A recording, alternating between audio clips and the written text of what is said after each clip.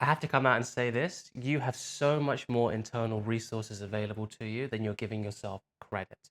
It's just so often that we have one part of us which is so dominant in our life, whether it's more of a thinking, logical brain system, whether it's a more feeling, emotional based system or sensorial based system, or whether it's something which is just pure body impulses and ego wants and desires. We have one section usually which has served us so well. It's gotten us to maybe the job that we wanted or the work that we wanted. It's gotten us maybe the partnerships that we wanted or the friendships that we wanted. Maybe even it's built our life in a certain way, which we really enjoy. But one size doesn't fit all. And every once in a while, when it comes to plateaus, when people are having trouble breaking through an internal issue, when people are having trouble breaking through an internal belief, when people are having trouble changing something which is already good, but there's something which is missing. One of the likely reasons that you're struggling to break through this plateau is because you're not having access to your full breadth of intelligence. Kind of like in martial arts. When I used to train Brazilian Jiu-Jitsu, you could be really good in a section, you could be really good in a certain skill set. You could even be really good in a philosophy, like an attacking philosophy or a knee cut philosophy or a playing guard philosophy. But when it came to anything outside of that and you tried to force that philosophy or you tried to force that technique, you tried to force that skill set, what would happen is you would actually overextend because that person wasn't giving you that. It's like trying to fit a triangle into a circle. You can't. What this video is going to do is to help you find your own triangle so that you're no longer trying to fit something in and ram something in when it's not working, but you can actually take a step back, see what the situation calls for, call up that intelligence that matches that, and then you can go and re-engage in the situation. So it reminds me of this story that I have with one of my clients, Joe. And he is actually one of the rare people that is very good emotionally and very good logically. Like he's very smart logically and he's very smart when it comes to his emotions. So two of these three main areas of awareness were already covered, right? So you'd think, how does this kind of person actually come into these blind spots? Well, his main blind spot that wasn't integrated into his whole was something called the body or the gut. This is all of his systems, which is about wanting something and then just going to do it. Imagine it's that kind of part of you which is just very impulsive, but impulsive in a good way. So it's not making you do rash decisions. It's still integrated with your intelligence. But it's like, oh, I want to do this thing. I want to go and start this business. Let me go and do that thing, right? Now, in the case with Joe, he was very good at internal processing when it comes to thinking and emotions. Like I said, that's pretty rare. But he had this disconnect. And what that disconnect was, he wanted to start his business. He wanted to found before he was working in fintech and he was able to exit it and pay for all of these high ticket mentorships and really work on himself. But that time was coming to an end. And a new hero's journey was emerging for him. What this hero's journey was that was emerging for him was actually starting and founding his own business. Now, when we were working together, one of the big things that helped him break through was actually realizing that there was this whole other section of intelligence that he didn't want to engage in. And the reasons for this can be so many. It can be pure ignorance, we don't know. It can be innocence, maybe we haven't even been exposed to that form of intelligence and we don't really feel that comfortable with it. Or it can be fear. For him, it was a mix of all of them. A lot of it was kind of fear because he knew that when he listened to this, what would happen is he wouldn't be able to ignore his circumstances anymore. He would actually have to own up and listen to those wants inside of him and those desires and be like, this is not the life that I want to live anymore. And the reason why that was so hard for him is because he was resisting the paradigm of actually putting in the hours again. He wasn't a stranger to hard work. He wasn't a stranger to success. What he was a stranger to was the stress and the fear and the emotional baggage that came along with that old paradigm of hustling. Now, what we're able to do, because we're able to integrate all of this with his more mature systems like emotional regulation and mental regulation and all that kind of stuff, what was able to happen is he was actually able to start and found his business in a very effortless and a very streamlined way. And now he's running workshops, he's working one-on-one with clients, all without any of that stress and that hustling burnout that came with it because he was able to integrate all three of these different intelligences that I'm about to give to you right now. So what this process is something which I learned from one of my big inspirations, a hypnotherapist called James Tripp in the UK, one of the best coaches out there in the UK. And it's a process which he calls the head, heart, and guts process. I'm calling it the head, heart, and body process. And essentially, there's so many different ways that you can split yourself, okay? So this is not an exhausted list. This is what I found the most practical way to split yourself when you're engaging in a plateau, when there's something which you're confused about. When there's an area of life which you know that there's actually a more holistic way of looking at it, but you just keep on butting your head up against the wall. And it's the head level, the heart level, the gut level. With the head level, some people, like with all of it, a lot of people, they kind of have their own strengths, right? So the head level is a very logical, it's very thinking, it's very kind of cerebral, it's very kind of detached. It can show up in a lot of different ways in a lot of different people, but that's the main kind of way. The heart level is more emotional, it's more feeling based. It takes compassion into the equation a lot of the time. And the body, like I've touched on before, it's much more impulsive, it's much more ego driven. Don't get scared of the word ego driven. It just means it knows what it wants and it wants to go out and get it. This is all of your active parts of yourself. This is all of your agentive parts of yourself, okay? Also, it has to be said, all of these are stereotypes. They can show up in different ways for different people. And what the head, heart, and body process does is it makes you, it's a handheld process which allows you to access all of these parts and then have an integration at the end. So that every single decision you make, every plateau that you come across, every block that you have, every important decision that you need to make, you can make sure that you're having access to all of the best intelligences within you, all of the best resources within you, so that you can make the best decision possible, and also so you can eliminate as many blind spots as possible. So here's the process.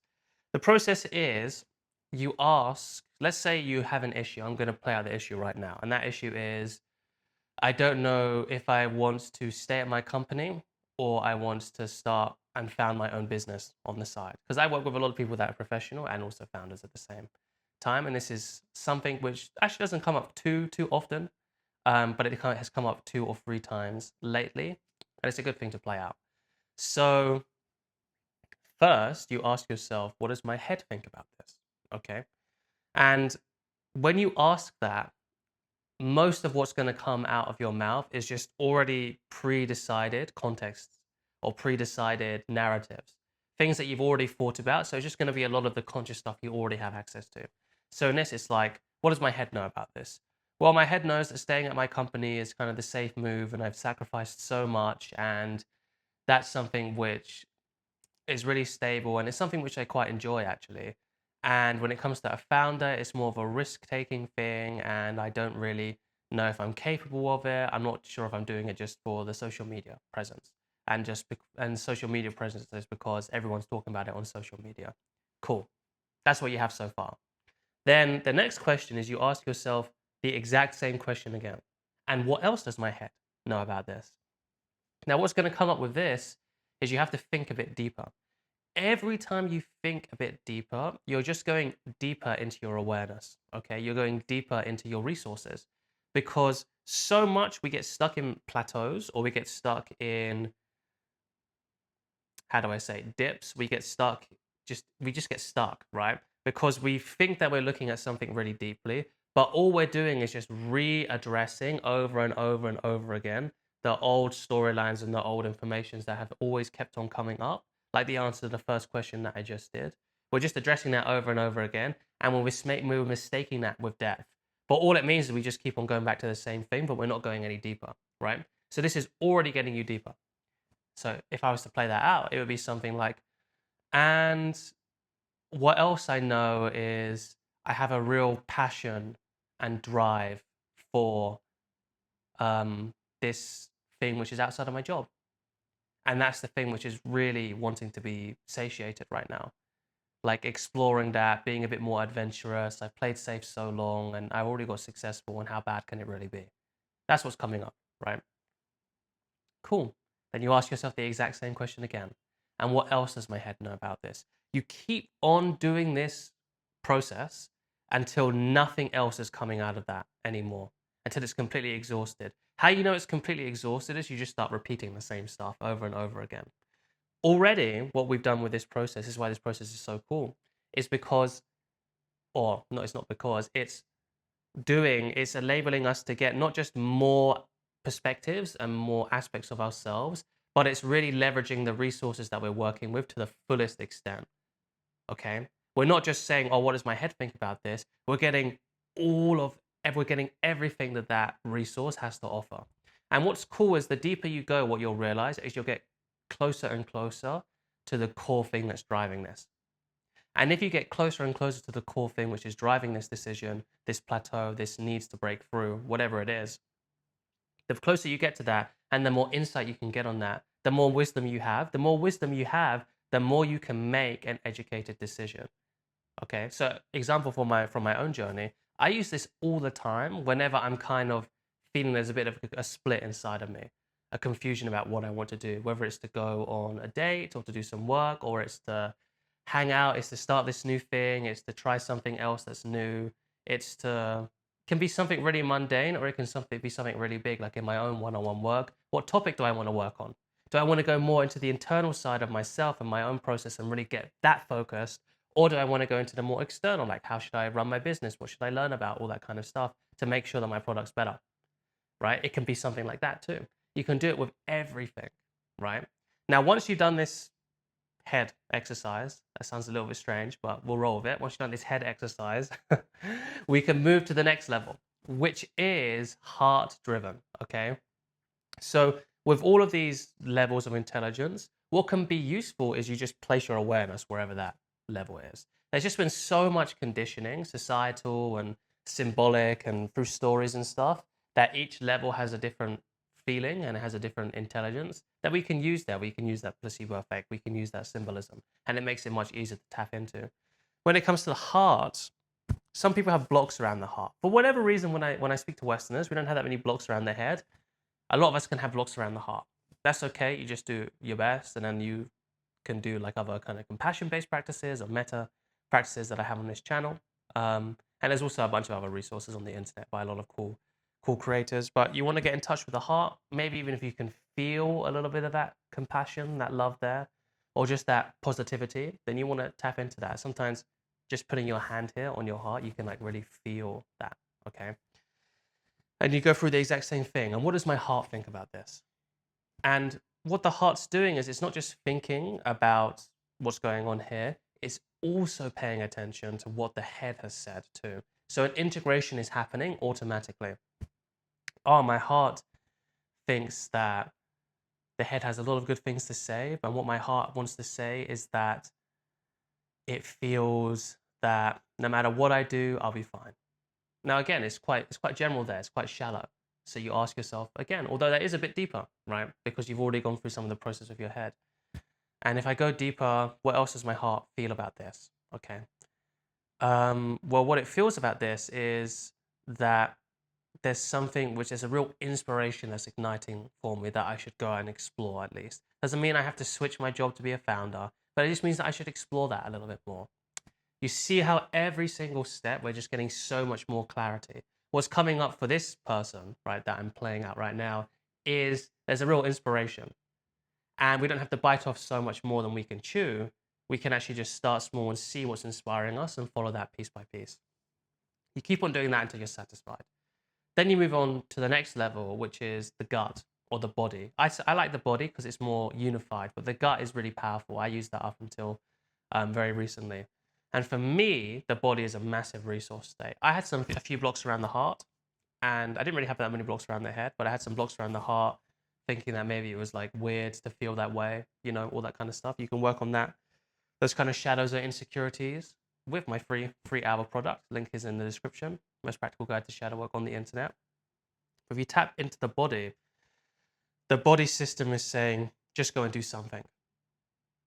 Most often it says something like that. Like in this example that I'm playing, it's saying something like that. And it's like, oh, okay, what does my body think about this? It just wants to go out and do something. It just wants to go out and do and do and do. And for you, when you do this process, it'll probably be a little bit different. But the body is a really, really good thing to tap into when you have like a doing blind spot. The heart is a really good thing to tap into when you have an inspiration blind spot. The head is a really good thing to tap into when you have a strategic blind spot. Those are just guidelines and principles. Those aren't hard rules, okay? Now, at the end of all of this process, you've exhausted everything. What you do is you hold all three in awareness. Well, awareness just is the fancy word of saying you just hold all of them in focus. And then you ask yourself, and what do I feel about this? What do I think about this? Based on what the head says, the heart says, and the body says, what do I think about this? Or what do I feel about this? And from there, what you'll get is a really good integrated answer where all of the resources are connected, all of the strengths, all of the blind spots you've seen as well, because what will come up as well is that these will be blind spots, right? Because there'll be one that says this, and then the next one will comment on that and be like, oh, that's a good idea, but actually it's missing this.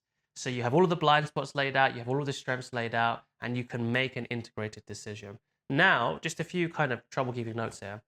If you have a problem making a decision and really like stepping into that ownership, it can happen. Best thing is just to make a decision and get comfortable with making decisions, right? When I say comfortable with making decisions, that also means being comfortable with making the wrong decision. That's part of making it, right? Remember, perfect, imperfect practice. Okay, we just need to make a decision.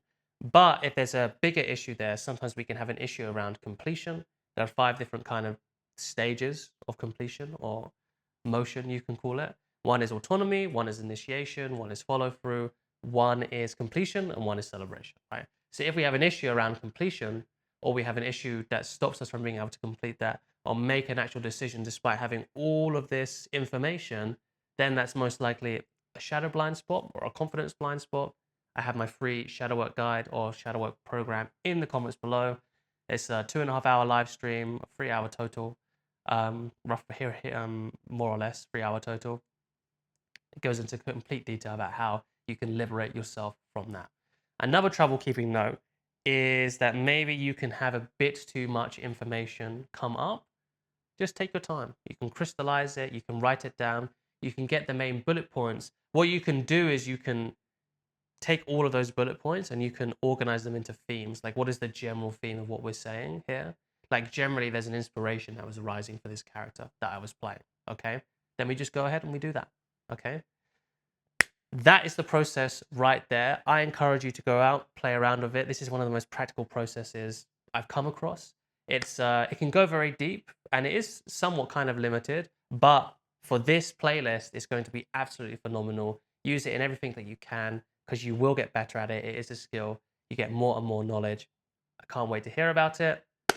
I'll see you on the next one. Very warmly, Aaron.